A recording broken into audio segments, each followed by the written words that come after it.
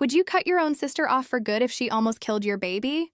Because I did, and I'd do it again tomorrow, without hesitating for a second.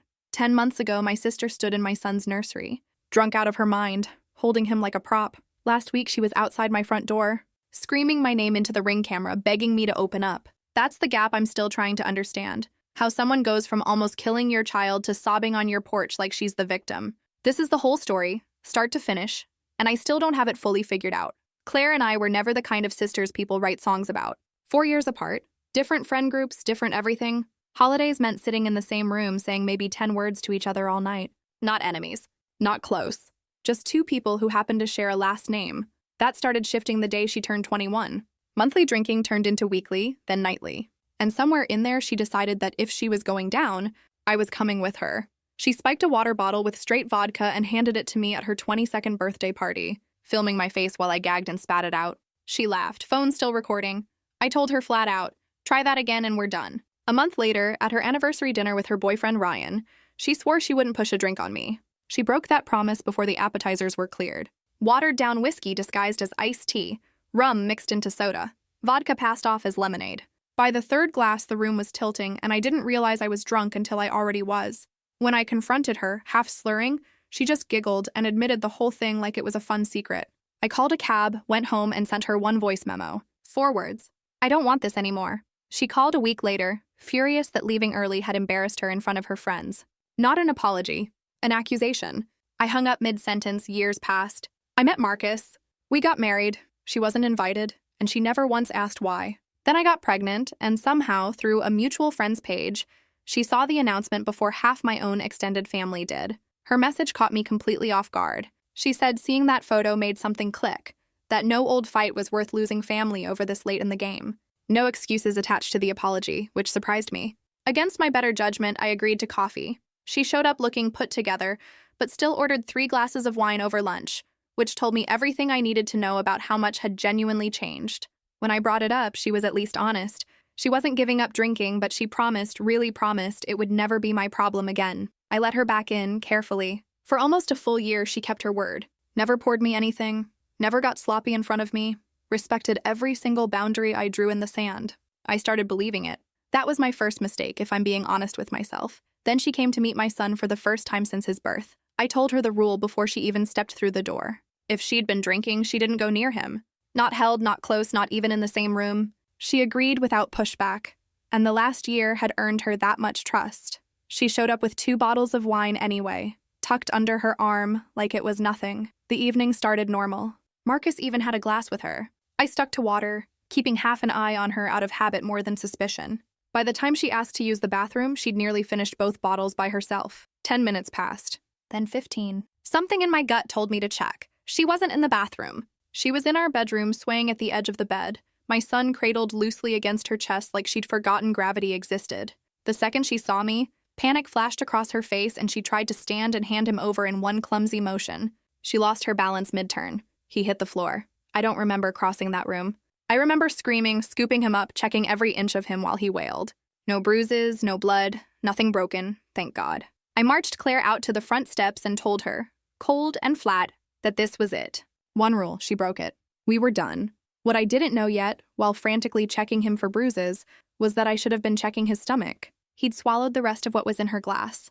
Hours later, we were sitting in an emergency room, watching doctors run tests on our infant son for alcohol poisoning. The hospital social worker who interviewed us kept looking at us like we were the ones hiding something, which made an unbearable night even worse. A welfare investigation opened before anyone had confirmed our son would pull through. He did pull through. No lasting damage detected, though doctors warned trace exposure at that age isn't something you can fully rule out long-term effects for. We'd need months of follow-ups to be sure. Claire never called that night or the next morning. Marcus had thrown her out the second the ambulance left, and her silence told me she already knew how bad this was. I drove to her apartment the next afternoon, running on 0 sleep and pure fury. Ryan answered hungover and confused. She hadn't told him a thing. I showed him the hospital photos. His face drained of color. She's gotten so much worse, he admitted. I keep making excuses for her. No, I said. You keep enabling her. She almost killed my son. I told him plainly that if either of them came near my family again, I'd call the police myself. No warnings next time. That same day, we blocked every number and account she had. We installed a doorbell camera and started a running file of everything, just in case we ever needed proof of a pattern. A week of quiet followed. Then Claire posted a tearful, visibly drunk video online calling herself a devoted aunt, being punished for one small mistake, accusing me of using the incident as an excuse to finally cut her out for good. Relatives flooded my phone within hours demanding explanations, calling me heartless. When I tried explaining privately to a few of them, I learned she'd already beaten me to it, telling people our son had simply taken an accidental sip from her glass. Then came the letter. A fake rehab facility, a fake therapist's letterhead, a formal request for supervised visits with my son once she completed the program. Marcus called the number listed on the letterhead. It didn't exist. Never had. That's when I called Nate, a detective friend who'd helped us with smaller issues before. He looked over everything, the video, the letter, the messages, and gave it to me straight. One serious incident, even something this bad, usually isn't enough on its own for a restraining order. Courts want an established pattern of behavior first. Document everything, he told me. Every message, every appearance, every violation, however small. And whatever you do, don't respond to her directly, because even engagement can be twisted and used against you later. So we built the file properly. Every email forwarded to a separate account, every screenshot dated and saved, cameras added to the front porch, the driveway, the backyard fence line. That night, our very first alert came through. Claire stumbling up our front walkway close to midnight, a stuffed animal and a bouquet of flowers in her arms, smelling like a bar from 10 feet away even through the camera's tiny microphone. She left the gifts on the doorstep with a handwritten note begging to see her nephew, then wandered off before Marcus even opened the door to check. Our pediatrician's office called days later. Someone claiming to be me had phoned in trying to request my son's medical records. Staff had already flagged the file per our warning and refused. Then the daycare center we'd toured mentioned, almost in passing, that a woman matching Claire's description had come by asking about enrollment for her nephew. She was actively tracking our routines now. That realization landed like ice water. Then my mother called, swearing Claire wouldn't be anywhere near the house, begging us to just come for Sunday dinner so the family could finally talk things through. Against every instinct, we went. Claire was in the kitchen the whole time. I picked up my son and walked straight out without a word, while Marcus stayed just long enough to hear my parents admit they'd lied to get us there, and that Claire had been living with them for 3 weeks already, ever since Ryan finally threw her out for good. We cut my parents off after that, too. No calls, no visits, no updates on anything. Days later, at the grocery store, I spotted Claire 2 aisles over, pretending to examine oranges, clearly watching me. I abandoned a half-full cart and left. That night, I had my first panic attack, convinced she'd show up at our door any second. Nate finally agreed we had enough for a temporary order. It was granted within hours, 500 feet, no exceptions, effective immediately. For about a week, it genuinely seemed to work. Then I found the Instagram account, a whole page built from stolen photos of my son, captioned like she was actually a loving part of his everyday life. 3 more fake accounts turned up across other platforms.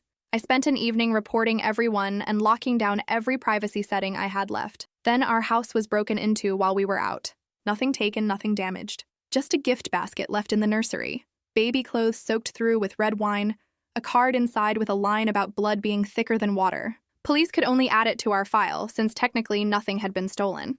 We packed up and left for Marcus's parents' place 2 hours away, telling no one, not even our closest friends. 3 days of actual sleep. Then a text from an unknown number. Nice garden. Very peaceful. She'd found us again, within days. Marcus's father, a retired security consultant, helped us lock the new place down. No fixed routines, no set schedules, 0 social media. Claire started calling his extended relatives instead, spinning a different story about a cruel sister keeping her from her only nephew. Our court date arrived. Claire had lawyered up with someone aggressive and clearly expensive. How she paid for that I never found out. Her attorney painted her as a struggling addict being punished for a single mistake, insisting a permanent order would derail her recovery. The judge asked for 30 more days to review everything. The temporary order stayed in effect, meanwhile. Outside the courthouse, my mother approached me, looking thinner and older than I remembered. Claire says she's having suicidal thoughts, she told me. Being cut off is killing her. Can't you just let us handle this as a family? I asked her point blank how Claire had found us at Marcus's parents' house. My mother's face answered before her mouth even opened. She'd told her herself. I walked away without another word. That evening, Marcus's mother handed us a sealed letter, hand-delivered by a stranger at the front gate. It was from Ryan. He'd finally left Claire after realizing exactly how far gone things had gotten. A wall of printed photos of my son in her apartment, constant talk of saving him, drinking heavier than he'd ever seen. He said plainly he was scared for us. We handed the letter straight to Nate and the police. 2 nights later, our security system caught Claire on camera trying to climb the backyard fence in the dark. The alarm scared her off before she made it over, but the footage was undeniable. At the follow-up hearing, she showed up composed and quiet, dressed down, paperwork from a treatment center in hand. I gave my statement, how I checked my son's breathing every night now, how I couldn't shop for groceries without looking over my shoulder, how none of this had ever been about punishing her, only about protecting him. The judge granted the permanent order that same day. 1,000 feet, 3 years, no exceptions. Within hours, she'd already violated it. A new email address, one short line inside. Paper doesn't erase blood. Police went to arrest her and found her apartment completely emptied out. What they found left behind stayed with me for a long time. Bottles scattered everywhere. A wall covered in surveillance-style photos of my son. Handwritten notes tracking our daily routines down to the exact minute of his nap times.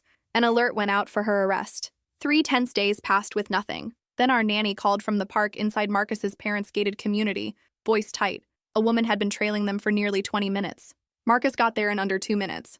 Security stopped Claire at the gate before she could leave. Police took her into custody within the hour. That night, I finally slept with my son's bassinet pulled against our bed. The first real sleep I'd had in months. She made bail eventually.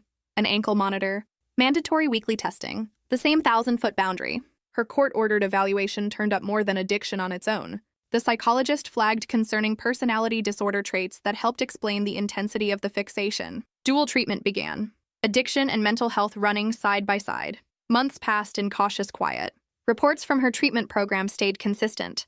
Sober, compliant, 0 violations. We finally moved back into our own home, behind a security system that could probably guard a bank vault. A letter arrived eventually, routed through her therapist as the court allowed. No excuses in it anywhere. No requests attached. Just a plain acknowledgement of the harm she'd caused and a commitment to keep working on herself. I read it a dozen times, hunting for the manipulation I was certain had to be hiding somewhere. I never found it. We didn't respond right away. When we finally did, it went through her therapist only, after long, consistent, independently verified behavior on her end. 14 months after her arrest came a request for a supervised session, video call first, moderated by both our therapists. When her face appeared on screen, she looked like a different person, clear-eyed, steady, present in a way I hadn't seen in years. She talked about the emptiness she'd been trying to fill for so long, how becoming an aunt had briefly given her real purpose, and how losing that access had slowly twisted into obsession instead of ordinary grief. I hope someday I can be an aunt to him in whatever way you're comfortable with, she said near the end. But I understand that might never happen. That's on me to accept. Access to my son isn't on the table, I told her plainly. Not now, not soon, maybe not ever. If we rebuild anything, it's between us as sisters only. She nodded and didn't argue. 2 years in, she attends occasional family gatherings under strict conditions. Sober, always supervised, never alone with him. She hasn't pushed against a single boundary since that call. When my parents pressured us again to hurry up and be a family already, I told them plainly that rushing trust back then is exactly the mistake that got us into this mess. At my son's 4th birthday, I found her sitting alone at the edge of the party. She told me quietly it had been 3 years sober that day. She didn't want a toast, and she wanted to thank me instead. If you'd let me back in easily back then, she said, I never would have gotten help. You holding that line is the only reason I got sober at all. I didn't know what to say, so I just told her I was glad. She's since moved to a neighboring town for work and addiction counseling, using everything she went through to help other people now. She checks before sending even a single gift. Never asks for time alone with my son. Never questions our decisions. Sometimes I watch the two of them together, him showing off some Lego creation, her genuinely engaged, and I feel something complicated settle in my chest. Not the close sisterhood I might have wanted as a kid. Something smaller, harder earned, but far more durable in the end. My son knows only a simplified version of all this. We told him Auntie Claire was very sick once and made bad choices that meant she couldn't see him for a long time. He accepts it the way kids accept most things, without needing more explained. As for me, I still don't know if I'd call it forgiveness. Forgiveness sounds too much like forgetting, and I can't afford to forget any of this. What I have instead is more useful day to day. A relationship built on evidence now, not promises. Boundaries that don't move an inch just because someone else finds them uncomfortable. If you're living through some version of this with your own family, here's the one thing I know for certain. You don't owe anyone access to your child. Not a parent, not a sibling, not anyone. That access is a privilege people earn through years of proof, and one they can lose, sometimes permanently. My sister might keep getting better from here. I hope she does. But my son's safety was never up for negotiation. Not once. And it still isn't today. That's not a clean, tidy ending wrapped up in a bow. But it's a real one, and it's ours.